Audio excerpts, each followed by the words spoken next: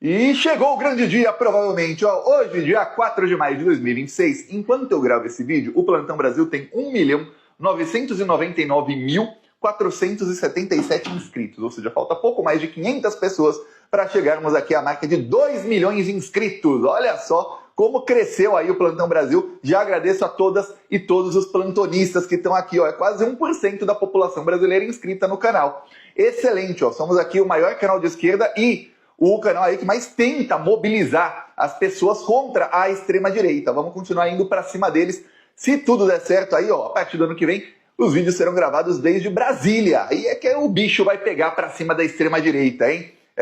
Peço aí, quem não está inscrito ou inscrito, inscreva-se no canal e vê aí se você já estava inscrito ou inscrito, se o YouTube não tirou sua inscrição, que eles estão tirando a inscrição de algumas pessoas aleatoriamente. Não está tanto igual em outras épocas, mas ainda acontece. Aproveita e vê aí se aparece para você o botão compartilhar, curtir, hypar, porque na maioria dos vídeos eu vejo muitos comentários de pessoas dizendo que não tá aparecendo, aí eu não sei.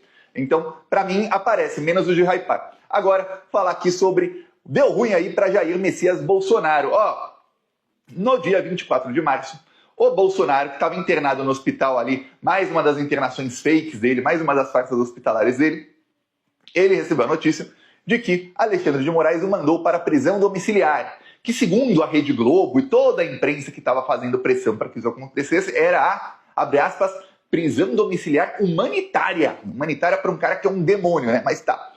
Bolsonaro então foi para a prisão. A prisão tinha um prazo de 90 dias, tá? 90 dias quer dizer, então, até o dia 22 de junho. 24 de março a 22 de junho. Então falta pouco mais de um mês aí para o Bolsonaro ser avaliado pelos policiais federais, que vão dizer aí, médicos da Polícia Federal, né, que vão dizer que ele precisa voltar para a jaula. O que aconteceu? Faz cerca de 10 dias eu vim aqui e fiz um vídeo, no meio de uma briga entre o Nicolas e a Michelle Bolsonaro contra o Eduardo, o Carlos Bolsonaro, o Renan Bolsonaro e o Flávio Bolsonaro, ou seja, Nicolas e Michelle Bolsonaro contra os filhos do Bolsonaro. Os médicos do Bolsonaro enviaram um parecer para Alexandre de Moraes dizendo que o Bolsonaro estava muito bem, que ele não tinha mais problemas gástricos, e que o único problema dele era uma dor no ombro, que precisaria de cirurgia para daqui a algumas semanas, e que ele tinha aí cansaço muscular. Pô, dor no ombro e cansaço muscular não são motivos para alguém ficar em prisão domiciliar, abre aspas, humanitária. Pois bem, se ele já está bom para voltar para a jaula, quer dizer que quando os policiais fizerem a avaliação nele, ele voltará para a jaula. Para piorar, aprovaram aí, na semana passada, a derrubada dos vetos do Lula à dosimetria, que eu já falei aqui, ó, eles fatiaram o veto do Lula e a Constituição não prevê que derrubada de vetos se possa fatiar o veto. Se você não sabe, um projeto de lei é aprovado, o presidente da República pode vetar integralmente ou vetar artigos, incisos ou parágrafos. Ele não pode vetar uma palavra ou uma frase, ele pode vetar um artigo inteiro ou um inciso do artigo, porque tem lá o artigo, aí tem o parágrafo, aí tem o inciso. Ele pode vetar qualquer uma das três coisas desde que seja inteiro, não só uma palavrinha ali. Ele não pode fazer um não virar sim, por exemplo. O Lula vetou então o projeto. Aí a Constituição prevê, o veto do presidente é enviado para o Congresso Nacional, que tem aí 60 dias para derrubar o veto ou não. A Constituição não prevê que o Congresso Nacional pode analisar trechos do veto do presidente e falar, olha, eu derrubo esse aqui e esse aqui eu não derrubo. Por quê? Porque parte da lógica que se o Congresso Nacional aprovou a lei daquele jeito, então o Congresso Nacional quer a lei desse jeito. Se o presidente vetou algo da lei, volta para o Congresso derrubar o veto inteiro para restaurar o que o Congresso Nacional aprovou.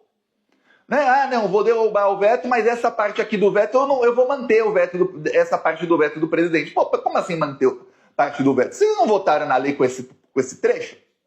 Então por que agora que o presidente vetou, você vai deixar o veto? Mudou de opinião? Não. Ou veta tudo ou não. O que acontece é que o Congresso Nacional fatiou o veto. Então, vai ser tornada nula ali a votação daqui a algum tempo. Vão entrar na STF, vai ter uma briga, a briga vai ser tornada briga política. A gente sabe que no Brasil a Constituição e a lei ficaram lá atrás, o que vale é a politicagem. Isso aí, ó, desde que prenderam o Lula sem provas, a gente sabe que lei no Brasil não vale nada. Eu sou aí, ó, fui perseguido aí pela justiça por muito tempo aí, eu sei que a lei não vale nada, absolutamente nada no Brasil. Eu não tenho aquele discurso hipócrita ai, confio no poder judiciário. Não confio. Mas não mesmo. De jeito nenhum. Você confia, plantonista? Pois bem, isso é discurso de advogado que é obrigado a falar isso. Eu não falo, não. Pois bem, aí que acontece? Diante disso, o Bolsonaro tinha ali, ó, vou ficar 90 dias aqui, agora os médicos falam que eu tô ficando bem, vou voltar pra jaula. E qual era o plano? Era que o Bolsonaro fizesse ali a cirurgia dele perto do dia 22 de junho. Só que aí começaram a acontecer algumas coisas. Aí teve a derrubada do veto da dosimetria. Isso foi uma provocação ao Alexandre de Moraes. Aí chegou a Malu Gaspar. Quem lê a Malu Gaspar ou quem se informa pelos jornalistas, alguns até são de esquerda, que dão a versão da Malu Gaspar como se ela fosse ali a paladina da verdade. Olha, essa pessoa está vivendo num mundo completamente maluco, né? Que é o mundo em que o Alexandre de Moraes estaria feliz com o projeto da dosimetria, e o mundo em que o Alexandre de Moraes fez uma parceria com o Flávio Bolsonaro e com o Davi Alcolumbre para, olha que parceria, para enterrar a CPI do Banco Master. Aí quem acredita lá na fake news da Malu Gaspar contra o Alexandre de Moraes pode falar, ele quer enterrar a CPI do Banco Master. Tá. Aí, no meio desse acordo entra o Flávio Bolsonaro indicar um ministro para o STF caso ele ganhe do Lula, dá essa possibilidade a ele. O Alexandre de Moraes entrou num acordo para o Flávio Bolsonaro indicar um ministro para o STF. Tá bom. Aí, 3, o Davi Alcolumbre, a partir do ano que vem, pautar o impeachment de ministro do STF, porque o bolsonarismo acredita que eles terão uma maioria maior do que já tem hoje. O primeiro da lista seria o Alexandre de Moraes, mas aí depois a Malu Gaspar corrigiu a informação e falou que o primeiro da lista é o Toffoli, o Alexandre seria o segundo. Aí ele entrou nesse acordo, E aí a nova da Malu Gaspar hoje é que o Alexandre de Moraes estava sabendo que a dosimetria era parte do acordo e ele deu aval. Falou, tá bom. Aí você vê outros jornalistas falando de outras fontes que o Alexandre de Moraes está irritado com isso, que é a mesma informação lá do fim de dezembro, quando aprovaram a dosimetria no dia 17 de dezembro. O Alexandre de Moraes estava bravo, é uma afronta ao Supremo Tribunal Federal, tem discursos de ministros, inclusive do Alexandre de Moraes, antes e durante a aprovação ali da dosimetria, ou seja, aquela articulação em dezembro do ano passado, ou seja, faz 4 meses só, não faz muito tempo não. Você vê que esses jornalistas contam com o fato das pessoas terem uma memória muito curta, né? E aí, eles acham que é isso. E que tem discursos do Alexandre de Moraes dizendo que não vai ter dosimetria nem anistia, porque isso é contra a Constituição, e ponto final, acabou. E que aquilo era uma afronta ao Supremo. Ou seja, que coisa, aí agora mudou? Não mudou. Então Alexandre de Moraes está bravo. Aí os médicos do Bolsonaro, diante de toda a briga, ou o que me parece, tem uma parte ali dentro da casa do Bolsonaro que a gente ainda não entende, tá? Eu já falei aqui, me parece que essa pressão da imprensa para que isolar o Alexandre de Moraes, atacá-lo muito com fake news, para que ele ficasse enfraquecido e fosse obrigado a soltar o Bolsonaro, coisa que ele não queria, era para que a Michelle pudesse ficar 24 horas com o Bolsonaro, convencendo o Bolsonaro a entrar num plano. Até determinado momento, era o plano Tarcísio, só que o Tarcísio não dá mais. Não dá mais o Ratinho Júnior, que era o plano B deles. Dificilmente o Flávio é realmente o plano C desse pessoal, tá? Até que o Flávio tá brigando com a Michelle e com o Nicolas. Nos bastidores, e até o Flávio tenta ser ali o apaziguador e tal, mas tá tendo briga. E aí, ou seja, o plano não é ele.